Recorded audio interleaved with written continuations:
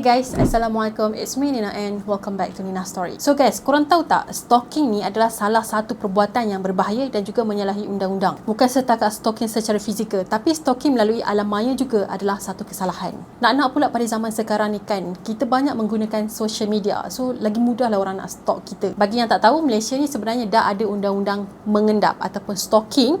Dan kalau bersalah akan didenda, penjara maksimum 3 tahun ataupun kedua-dua sekali. Jadi kalau korang terfikir dan terniat nak stalking seseorang sehingga membuatkan orang tu rimas apa semua, korang better jaga-jaga. Sebabnya si mangsa tadi boleh buat report polis dan korang akan dikenakan tindakan. Sebab pasal stalking ni kan, Nina sebenarnya ada kisah yang Nina pernah alami, tapi taklah teruk. Cuma Nina rasa macam annoying gila. Beberapa bulan yang lepas macam tu, ada seorang user IG ni kan yang follow Nina dekat IG dengan semua social media Nina. Dia create account IG pula, bukan sikit-sikit tau, tapi berpuluh-puluh. Lepas tu semua akaun IG tu di follow Nina. Awal tu Nina memang macam tak kisah sangat, tapi ada jugalah rasa macam suspicious juga, apa hal semua akaun dia nak follow Nina kan. Tapi sampai satu hari tu kan, tiba-tiba dia reply story Nina, lepas tu dia mencarut dekat arwah mak Nina. So siapa yang tak marah kan? Kau boleh mengata dekat aku tapi bukan mak ayah aku. So since that day, Nina terus block semua IG dia. Dan lepas tu korang tahu tak, dia tak pernah give up tau. Dia buat akaun baru, dia follow Nina balik. Sumpah, dia ni memang sangat creepy dan annoying tahu tak. Ramai yang DM Nina suruh report polis kan, tapi Nina hold on dulu. Sebab kalau benda ni semakin teruk, getting worse apa semua, baru Nina akan buat report polis. So hari ni Nina bukan nak cerita pasal Nina, tapi ada dua kisah yang Nina nak cerita berkaitan dengan stalking. Kes yang pertama, ada seorang tiktokers yang famous ni kan, dia kena stalk dengan seorang lelaki. Korang nak tahu tak apa yang terjadi dekat lelaki tu? Dia kena tembak sampai mati oleh ayah tiktokers tadi. Untuk kes yang kedua pula, seorang model dan juga pelakon telah ditembak oleh peminat dia sendiri di rumah dia. Sebelum Nina mulakan cerita, apa kata korang subscribe dulu kalau korang sehaluan dengan Nina. Kalau korang ni memang peminat cerita jenayah, seram, misteri dan sebagainya, jadi jangan lupa untuk subscribe, okay? And so without wasting any time, let's get started.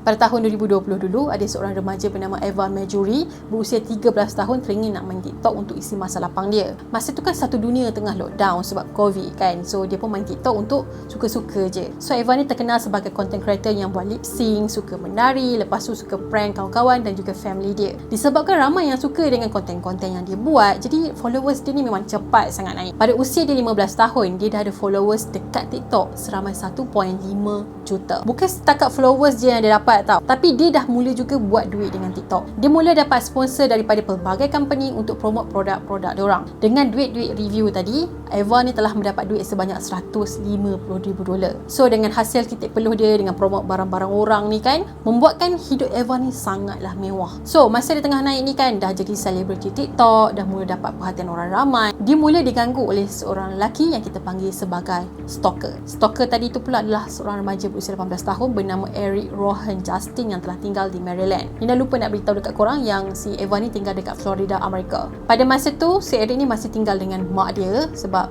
mak dan ayah dia telah bercerai. So ayah dia ni telah tinggal di India sebagai seorang engineer. Dan Eric juga telah menggunakan username dia dekat social media dia dengan menggunakan nama Eric Justin 11. Pada awal tu, Eric ni nampak biasa je tau. Tak adalah nampak dia ni macam seorang psycho yang gilakan perhatian, yang nak stalk orang. Mula-mula tu, dia cuma follow Eva ni dekat TikTok. Lepas tu dia selalulah komen dekat video-video Eva untuk tarik perhatian Eva. Tapi tak lama lepas tu, dia follow semua akaun social media si Eva ni, termasuk IG dan juga Snapchat. Bukan tu je, dia juga main tahu game online dengan adik-adik Eva. Eric tak stop setakat tu je guys. Dia cari kawan-kawan sekolah Eva ni, lepas tu dia tanya dekat dorang ni pasal Eva. Masa tu Eric baru tahu yang si Eva ni sebenarnya baru berpindah daripada New Jersey sebab ayah dia yang bernama Rob Majori ni baru pencen dari polis. Kawan-kawan Eva ni pula, Nina rasa macam bongok sikit lah, sebab dorang beritahu semua hal pribadi Eva dekat Eric tau, termasuk alamat rumah Eva. Hei, gila kan?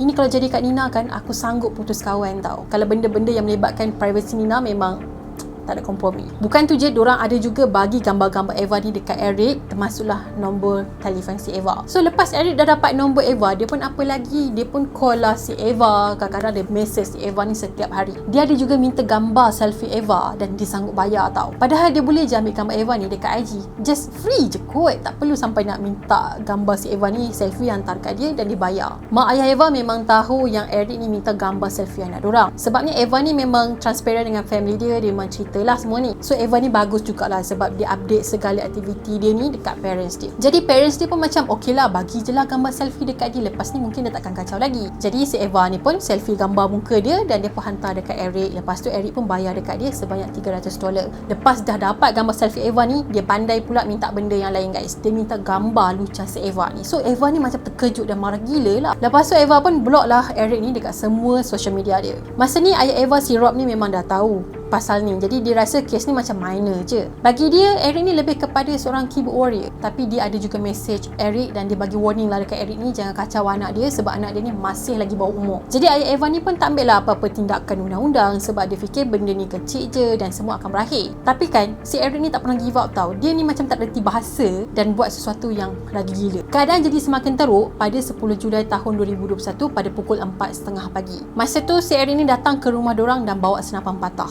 Dia tembak pintu depan rumah dorang and then dia masuk ke dalam rumah dorang. Pada masa tu Eric ni pakai spek keselamatan, jaket pekerja Walmart, penutup hidung dan juga telinga. Eva yang terbangun dari tidur selepas terdengar bunyi tembakan tadi, dia pun terus berlari ke bilik adik-adik dia melalui pintu bilik air yang bersambung. Lepas tu dorang kumpul bersama-sama dengan mak dorang dan mak dorang pun call 911. Manakala ayah dorang si Rob ni pun ambil pistol dan terus berdepan dengan Eric. Masa ni Rob cuba gertak Eric dan Eric pun lari dari sana. Lepas Eric lari tu kan, Bob ni masih mengawal depan pintu rumah sebab takut si Eric tu tiba-tiba patah balik ke rumah dia. Pada masa yang sama, Rob ni memang tengah tunggu polis datang. Tapi kan Justin ni memang degil gila, dia boleh patah balik ke rumah dorang ni. So Rob ni perasan yang Justin tu datang balik ke rumah dia dan dia minta Rob ni untuk turunkan senapang yang dia pegang tu. Tapi Eric ni tak nak dan akhirnya Rob terpaksa tembak Justin sebabnya dia pun tak ada pilihan, lagipun dia nak protect keluarga dia dan Eric pun telah mati di tempat kejadian. Bila polis sampai, dorang pun check lah jasad Eric ni. Dorang terjumpa 2 telefon yang penuh dengan gambar dan video-video dari si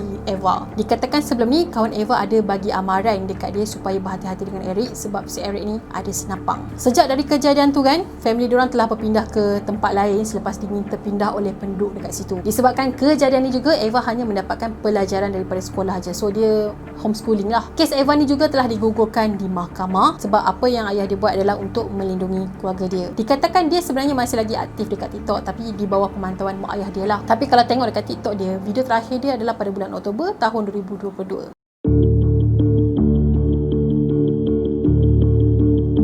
So, pada tahun 1989 dulu ada seorang model dan juga pelakon bernama Rebecca telah dibunuh oleh Robert John Bardo berusia 19 tahun. Jadi Robert ni boleh dikatakan peminat fanatik Rebecca lah. Jadi siapa sebenarnya Rebecca ni dan apa yang terjadi dekat dia? Rebecca lahir pada November 1967 di Oregon, Amerika dan merupakan anak tunggal dalam family. Dari kecil lagi dia memang dah terdedah tau dengan dunia hiburan dan dia pun pernah jadi model sejak usia dia masih lagi remaja. Beberapa tahun lepas tu dia telah berpindah ke New York City untuk bekerja sepenuh masa dalam bidang hiburan. Lepas dah pindah ke New York, Rebecca ni telah berlakon dalam sebuah drama yang bertajuk One Life to Live. And then pada tahun 1986 pula, Rebecca ni telah pindah dari New York ke California pula. Masa dekat sini, Rebecca ni memang giatlah berlakon dalam drama dan juga filem. Sampailah pada Julai 1989, ketika dia berusia 21 tahun, pintu rumah dia kena ketuk dengan seseorang. Bila dia buka je pintu tadi, rupa-rupanya Robert yang ada depan pintu rumah dia. So, macam mana Robert ni boleh tahu kat mana si Rebecca ni tinggal? Padahal dia ni cuma peminat Rebecca je, bukannya kenalan Rebecca. Sebenarnya Robert ni pernah mengupah penyiasat peribadi untuk mencari alamat rumah Rebecca tau. Dan masa dia datang ke rumah Rebecca tu, dia ada bawa kad yang pernah diberi oleh Rebecca, gambar Rebecca dan juga buku The Catcher in the Rye. Kalau korang tahu, buku yang dia bawa tu adalah buku yang sama pernah dibawa oleh Mark David Chapman semasa dia bunuh John Lennon dulu pada tahun 1980. Jadi masa Rebecca buka pintu tu, dia nampak Robert ni kan. So dia pun sambut Robert ni dengan baik, dia senyum apa semua. Lepas tu dia cakap please take care. Tapi Robert ni dia tak puas hati tau. Sejam lepas tu dia datang balik ke rumah Rebecca ni. Kali ni dia bawa pistol. Bila Rebecca buka je pintu rumah dia, dia kena tembak tepat dekat jantung dia. Masa tu Rebecca cuma jerit dan tanya Robert, kenapa?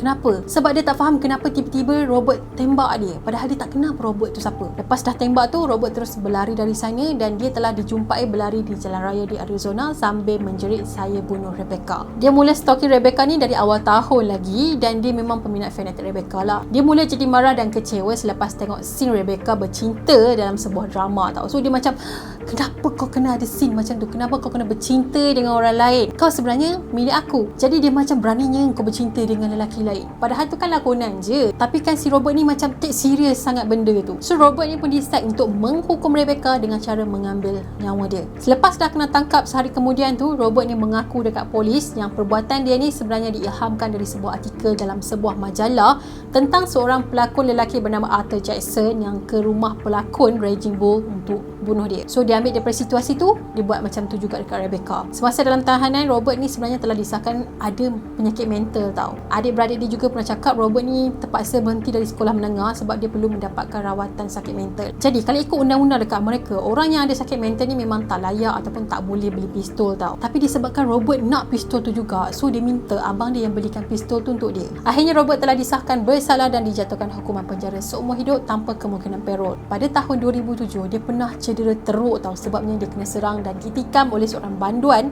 sebanyak 11 kali. Tapi nasiblah dia masih lagi hidup. Jadi selepas kematian Rebecca pada tahun 1989 tu kan, kerajaan Amerika telah mewujudkan undang-undang stalking yang baru pada tahun 1990. Dan Malaysia pun telah mewujudkan undang-undang stalking ni juga pada tahun 2023 ni. So masih lagi baru.